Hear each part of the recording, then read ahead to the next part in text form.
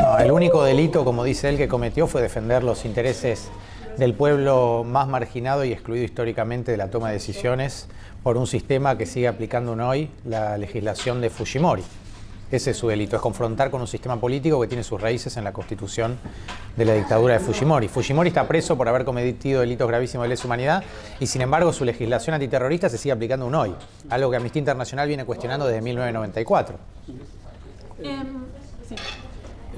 Hace poco aumentaron la prisión preventiva de Castillo a 36 meses alegando formación de ¿cómo se llama? Asociaciones ilegales dentro del gobierno. Organización criminal. Organización criminal. ¿Es casualidad que eso se parece a las acusaciones que se han hecho en otros países latinoamericanos? O sea, ¿cómo interpretan ustedes? Es una muy buena pregunta. Es lo mismo que cuando se acusa en otros países de América Latina de asociación ilícita a todo un gobierno.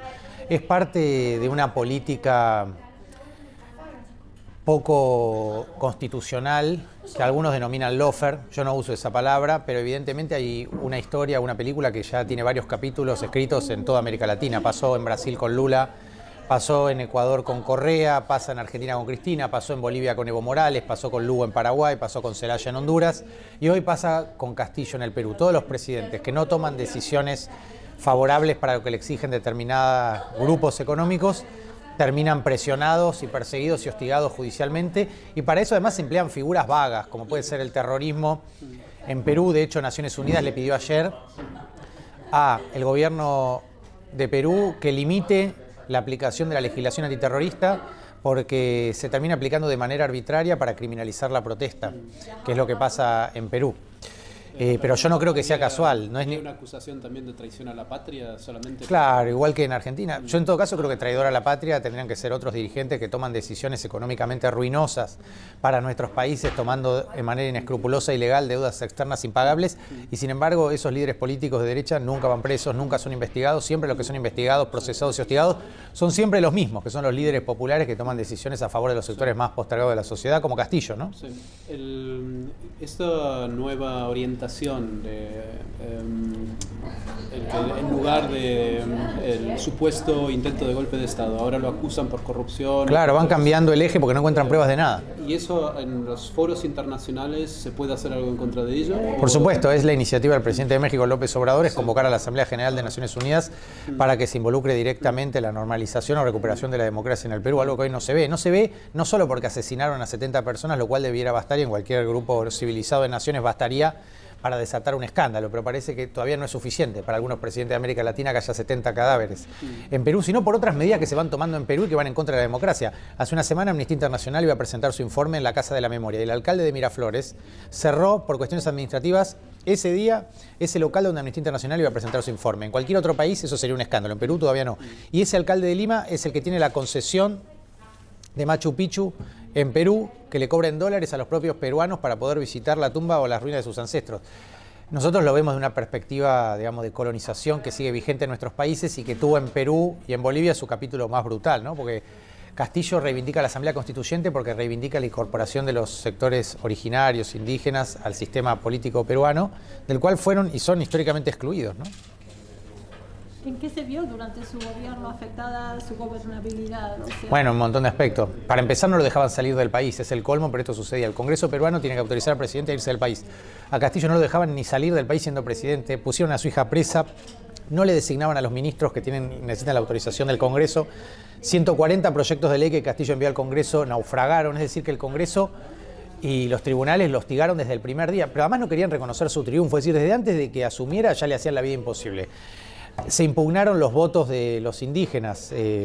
Fujimori puso estudios jurídicos a trabajar en Lima para impugnar los votos de los indígenas. Decían que no sabían votar, que eran votos ilegítimos, y por eso durante 45 días las rondas campesinas fueron a Lima a defender la legitimidad de sus votos que Fujimori estaba impugnando. Las rondas campesinas estuvieron mucho tiempo luchando por la legitimidad de su voz, para que su voz fuera escuchada en Lima. Y luego Castillo termina asumiendo como presidente gracias a la integridad del magistrado Arenas, un juez electoral que no se dejó corromper ni sobornar por las presiones que buscaban que él no reconociera la legitimidad de votos legítimos de los indígenas a favor de Pedro Castillo. Es decir, desde el comienzo buscaron horadar la legitimidad genuina del presidente Castillo los sectores conservadores de Lima, que no quieren a un indio gobernando Perú. O sea que diría que le impidieron gobernar y después lo depusieron porque gobernó mal. Lo depusieron porque no gobernó como quería que gobernara determinados sectores, porque defiende una nueva constitución que reemplace a la constitución de Fujimori y porque defiende un modelo de economía nacional diferente al de Fujimori, que es una economía neoliberal, y porque de acá a 2026, que era el periodo de gobierno de Castillo, vencen las concesiones de los contratos ley de la época de Fujimori y eso afecta a determinados intereses empresariales que no querían a Castillo gobernando porque ya les dijo que no iba a renovar esos contratos. Y esos son intereses muy poderosos que tienen que ver con empresas internacionales que evidentemente no querían a Castillo en el gobierno para renegociar estos contratos, ¿no? El encuentro que tuvo, o sea, el Parlamento quería una vez más deponerlo, claro, entre no sé cuántas veces que quería hacerlo. Toda la semana. Sí, y él anunció que quería disolver el Parlamento. El presidente peruano, en la Constitución peruana, ¿hay alguna forma de que el presidente disuelva el gobierno? Hay una forma que en este caso no se cumplía, es cuando después hay una negación de 2 votos de confianza. Después el presidente está habilitado a disolver el Congreso. Esa situación no se había configurado cuando Castillo brinda el discurso, por eso el análisis es más complejo y los más críticos, no que yo no soy uno, yo soy el abogado de Castillo, de todas maneras defiendo sus derechos más que sus ideas. Y esto me parece importante porque el eje de mi defensa es el aspecto procesal de la destitución de Castillo, que es ilegal. Es ilegal el proceso por el cual se lo vaca. Y esto me parece lo más importante, porque Castillo, independientemente si estaba habilitado o no a disolver el Congreso, la forma en que el Congreso lo vaca después de ese discurso es ilegal. No respeta las garantías, ni el antejuicio, ni la inmunidad del presidente. Y eso convierte en ilegítima la destitución y la prisión preventiva de Castillo, con lo cual técnicamente sigue siendo el presidente de Perú, desde el punto de vista procesal, porque no se respetaron las reglas que hay, incluso cuando un presidente quiere disolver el Congreso sin estar habilitado. Para ese caso está estipulado un proceso de acusación constitucional por infracción constitucional, pero el Congreso no siguió ese procedimiento, siguió otro que no era el que correspondía y además lo siguió mal, con lo cual hay fallas en 2 niveles distintos, con lo cual la vacancia es irregular. Y yo creo que eso es lo que va a terminar diciendo Naciones Unidas o cualquier tribunal que analice en forma imparcial lo que está pasando en Perú. ¿Quiénes hicieron la acusación? ¿El Ministerio Público Fiscal? ¿El Congreso? El Congreso. Pero el Congreso, en vez de iniciar un juicio político, delega en la Fiscalía una causa penal, con lo cual hay una confusión de roles muy importante en Perú. El Tribunal Constitucional, en vez de abrir un juicio el mismo día del discurso y de la vacancia irregular, declara resuelta a través de un pronunciamiento insólito la crisis peruana. Evidentemente estaban apurados por hacer todo rápido y no contaban con la reacción popular que llevó a una represión brutal que produjo nada menos que 70 muertos al día de hoy. O sea que decidieron en una causa sin que se pudiera defender la... Claramente no está, si hay algo que brilló por su ausencia fue el derecho de defensa de Castillo, exacto. Ese es uno de los aspectos por los cuales es ilegal la destitución. Más allá de si el discurso es correcto o no. Por eso yo lo que sostengo es que incluso se puede vacar a Castillo porque el discurso no era compatible con los presupuestos constitucionales, pero incluso en ese caso había que seguir otro procedimiento, que no es el que siguió el Congreso peruano. Por eso para Castillo se puede defender, tiene que ser repuesto. Una vez repuesto se puede seguir un procedimiento de acuerdo a la ley, que es lo que hasta ahora no sucedió, que Castillo se pueda defender en un escrutinio público, lo que hasta ahora no sucedió. Y eso va a habilitar una situación política diferente, ¿no? Pero después será Castillo el que tendrá que defenderse una vez restituido en el Congreso y que tendrá que defender su discurso, su posición, que yo creo que se debe ante el hostigamiento constante que recibía de parte de los medios, el Congreso, la justicia, la persecución y el hostigamiento y la ingobernabilidad a la que lo condujeron. Por eso lee ese discurso casi como un acto de resistencia desesperado, diría.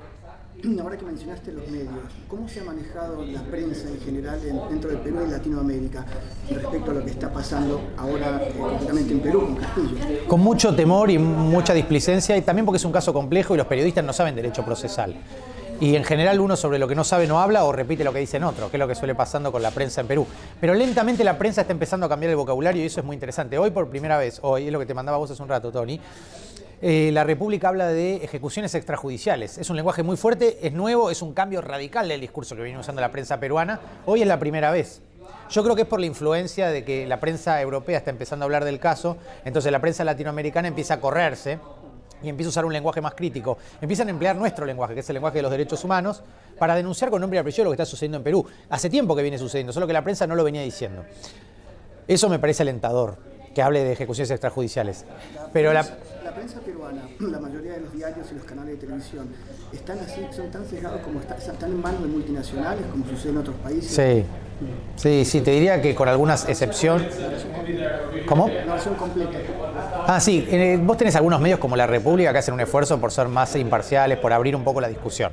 Ese es el medio que hoy, por primera vez, desde que se desató esta crisis gravísima, habla de ejecuciones extrajudiciales, que es un lenguaje ya más fuerte y más frontal contra el gobierno ilegítimo de Boluarte, es denunciar los crímenes que está cometiendo el gobierno. Pero esto no era así en ningún medio peruano hasta hace muy poco tiempo. Después de una entrevista que doy en Colombia, al diario El País de España, es como si esa entrevista hubiera tenido cierto peso porque fue un diario europeo en otro país y de esa manera se rompió de alguna manera el cerco mediático y se abrió un poco el debate en la prensa peruana, que hoy es un poco más interesante. El diario El Comercio también publicó una respuesta mía, una réplica, y yo subí esa publicación luego de una entrevista donde no ponían todas mis opiniones, pero bueno, publicaron toda la réplica. Es decir, lentamente la prensa se va animando a poner la gravedad con nombre y apellido de todo lo que está sucediendo en Perú, pero esto no fue siempre así, el comienzo no era de este modo y por eso la represión avanzó tanto. ¿Hay algún sector de prensa que simpatice con él? ¿O hay alguna prensa de izquierda? ¿Con Castillo? Sí. Yo mucho la prensa peruana no la sigo, pero sí, claro, hay sectores de la prensa que lo siguen, claro. No son los hegemónicos ni los predominantes, pero esto es lo mismo que pasa en Brasil con Lula, es lo mismo que pasa con Cristina en Argentina, es lo mismo que pasa con Evo Morales en Bolivia o con Correa en Ecuador. En general la prensa hegemónica predominante pertenece a grupos empresarios que tienen intereses comerciales en nuestros países y van a estar siempre en contra de los líderes populares que defienden los derechos sociales de la población más pobre y en general cuando vos defendés esos derechos vas en contra de los intereses concentrados que se llevan el dinero y los recursos lejos de nuestros países. Por eso no es casual lo que pasa hoy en Perú, como no es casual lo que pasaba en México, Brasil, Argentina o Ecuador. Es siempre parte de la misma lógica. El Papa el otro día, al cerrar el Congreso de Colonialismo del 30 y 31 de marzo, empleó explícitamente la palabra lawfare para denunciar la persecución judicial en toda América. Es decir, que ya hasta el Papa está usando este concepto, con lo cual hay una realidad que no podemos esconder más, claramente. ¿Es el Tribunal Constitucional el que dictaminó que...? Sí, por eso el Tribunal Constitucional comete ahí un delito que se llama adelantamiento de opinión, porque sin abrir un procedimiento da por concluida una cuestión jurídica que en realidad tendría que haber analizado. Con lo cual, al haber emitido ese pronunciamiento es bastante grave lo que hace, porque le termina vedando a Castillo la posibilidad de recurrir a ese mismo tribunal, porque el tribunal da por cerrado un caso que nunca abrió. Y eso es un delito, se llama adelantamiento de opinión. Por eso, como está cerrada la vía interna después de este pronunciamiento del Tribunal Constitucional, que viola igual la Constitución de Perú, es que nosotros nos concentramos en la esfera internacional, porque la vía interna ya está agotada por el pronunciamiento del propio Tribunal Constitucional. Mal agotada, indebidamente agotada, criminalmente agotada. ¿Cómo se eligen los miembros del Tribunal Constitucional? Los elige por eso es circular la crisis política peruana y terminan funcionando como un conglomerado. Son parte de la misma, de hecho son acuerdos de partidos, son negociaciones políticas los nombres de los magistrados. O sea, que los que son parte, o sea, el Congreso también designa a quien va a juzgar su acusación. Por sí, también tenés a los jueces de la Corte Suprema, algunos magistrados que tenían más prestigio que otros. Por ejemplo, el juez César San Martín tenía cierto prestigio, intervino en la condena a Fujimori. Sin embargo, cuando uno lee los argumentos del juez César San Martín en el caso de la prisión preventiva de Castillo, hay una serie de argumentos que son poco sostenibles y Zaffaroni los ha cuestionado duramente en su dictamen. Por ejemplo, dice, en otras circunstancias de tiempo, lugar y modo hubiera sido muy grave el discurso de Castillo, pero ahí mismo el juez está reconociendo que en las propias circunstancias no lo fue. Por eso dice, en otras circunstancias hubiera sido peligroso. Y eso es interesante porque quiere decir que en todo caso fue una tentativa inidónea. ¿Por qué tentativa inidónea? Porque en ningún momento ninguna persona del ejército ni de la policía intentó de ninguna manera instrumentar lo que Castillo estaba diciendo. Nadie intentó tomar ni el Congreso, ni el Tribunal Constitucional, ni apresar a la fiscal de la Nación, nada. Absolutamente nada. Por eso Zaffaroni dice, fue una tentativa inidónea. En todo caso fue un discurso de resistencia, un discurso político, pero no fue un mensaje a la Nación, ni fue un plan. No hubo acto preparatorio, de ninguna manera hubo ni golpe de Estado, ni intento de golpe de Estado. Hubo un discurso que ni siquiera cumplía las formalidades del mensaje a la Nación, que exige la firma de todos los ministros. Por eso vos no podés acusar por conspiración a los ministros, porque ninguno había firmado el discurso. Y el discurso que da Castillo, él dice, me lo dio el pueblo, y él lo lee solo sin que lo firme nadie. Entonces, si vos querés procesar por conspiración, tendrías que apresar a Castillo y a 2 millones de peruanos que le sacaron el discurso. Pero a los ministros no podés, porque ninguno lo firmó y ellos renunciaron después que él lo lee. Con lo cual está clarísimo que no había ningún acto preparatorio y ningún plan, porque todos renuncian apenas lo lee. Si hubiera un plan, después del discurso van y lo instrumentan, pero es al revés de lo que pasó. Por motivo de tiempo vamos llegando al final. Tengo 2 preguntas nada más. Dale. ¿Cómo va a terminar esto? Bueno, esa es una pregunta que trasciende al derecho. Jurídicamente lo que corresponde es restituir a Castillo y en todo caso abrir un proceso por acusación constitucional donde efectivamente se lo puede vacar a Castillo, suspender o inhabilitar incluso, pero en un proceso conforme a la ley, que es lo que hasta ahora no sucedió. Por eso el eje de mi defensa es sobre derecho procesal, no es de fondo. Yo lo que estoy diciendo es, independientemente de si Castillo es bueno, malo, lindo, feo, te cae bien o mal, gobernó horrible o no, incluso con Fujimori, que cometió crímenes horribles, hay un procedimiento que seguir. Vos no lo puedes matar en la calle, no lo puedes tirar por la ventana, arrestar porque te cae mal, es feo, es un cholo, es indio, es pobre. Hay reglas que respetar, hay un debido proceso que respetar. respetar y que en este caso no fue respetado. Eso es lo que convierte en ilegítima e inconstitucional la vacancia de Castillo. El procedimiento que debía seguir el Congreso era otro y hay reglas establecidas específicamente para lo que hizo Castillo. Y es la infracción constitucional, no la vacancia por incapacidad moral permanente. Una figura indeterminada que el Tribunal Constitucional, por otro lado, nunca quiso precisar, lo cual también es problemático, porque el sistema interamericano le dijo al Tribunal Constitucional y al Estado peruano que tenía que precisar el alcance de la vacancia moral porque daba pie al uso arbitrario, como efectivamente pasó con Castillo. Y la ONU le dijo ayer que además tiene que precisar el alcance de la figura de terrorismo porque se está aplicando de manera discrecional para criminalizar la protesta, lo cual también viola los derechos humanos y las libertades civiles. De hecho, metieron un tanque dentro de la universidad, a los estudiantes de la Universidad San Marcos le revisan y le sacan los libros de la mochila. Pasan cosas muy graves hoy en Perú. Ahora, ¿cómo termina? También depende de la política, ¿no?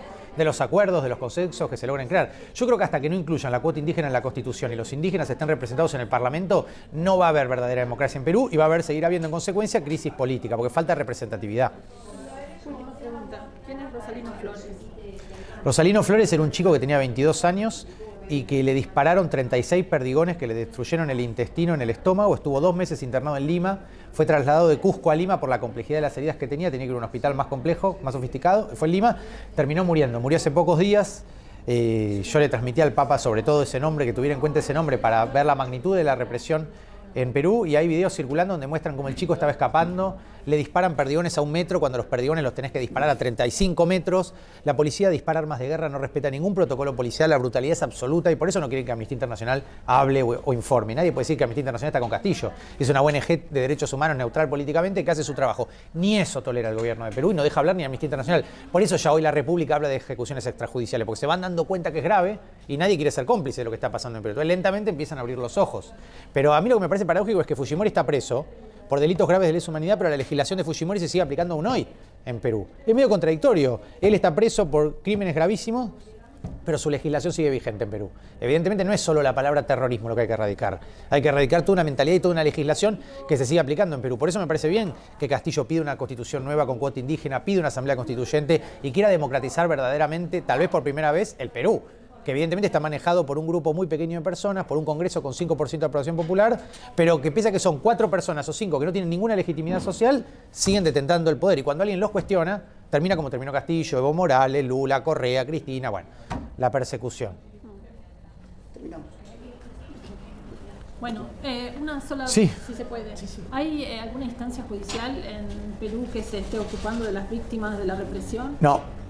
Porque eso habilita en un montón de países, por ejemplo, europeos, y que, sí, como pasó en la Argentina también con nuestros... La jurisdicción universal, decís vos. Sí, claro. No, nada. No. Muchísimas gracias. Muchísimas gracias, muy bueno. No, por favor.